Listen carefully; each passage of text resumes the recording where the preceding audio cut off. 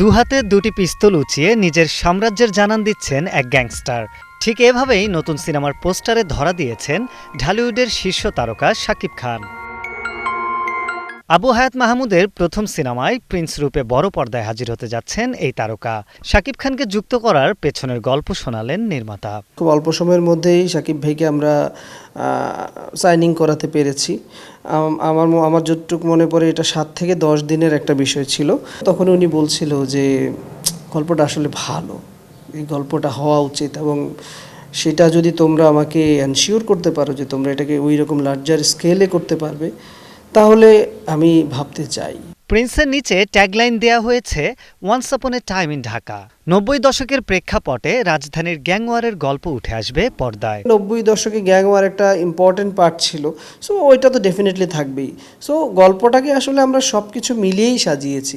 So এই জন্য আমি বলতে চাই যে এটা বলা যাবে না যে আমরা এরকম কোনো গ্যাংস্টারকে নিয়ে করছি। এটা গল্পের প্রয়োজনে আমাদের যতটুক রাখা প্রয়োজন, যতটুক আনা প্রয়োজন, সেই জায়গাটাই আছে আসলে।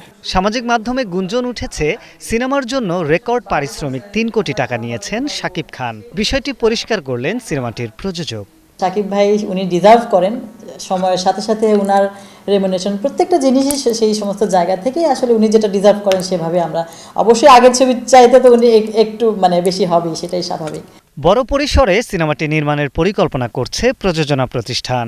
2 দেশের লোকেশনে হবে শুটিং, নায়িকাও থাকতে পারে একাধিক। দেশে শ্যুট করা অনেক কমপ্লিকেশনস আছে, অনেক টেকনিক্যাল ব্যাপার স্যাপার আছে, অনেক সাপোর্টের ব্যাপার আছে, মেশিনারি সাপোর্ট তো সেই জায়গাটা থেকে আমরা বাইরেও ভাবছি। আমরা দেশের বাইরে অনেক জায়গাতেই মোটামুটি আমরা সার্চ করছি, লোকেশন ব্যাপারটা কথা হচ্ছে, আমাদের ডিরেক্টর, আমাদের অন্যান্য টিম কাজ করছে। আমরা এপারে এবং ওপারে 2 পার্ট থেকে আমরা খোঁজার সার্চিংয়ে আছি যে কোনটা আমাদের জন্য বেটার হবে, আমাদের কাস্টিং ছবির সাথে কোনটা যাবে, বা আমার নায়কের সাথে কোনটার সাথে কার সাথে ভালো, সেই জিনিসটা আর কি আমরা দেখছি।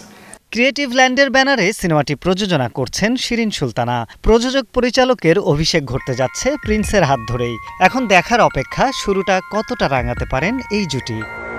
আরিফ হক, 71, ঢাকা।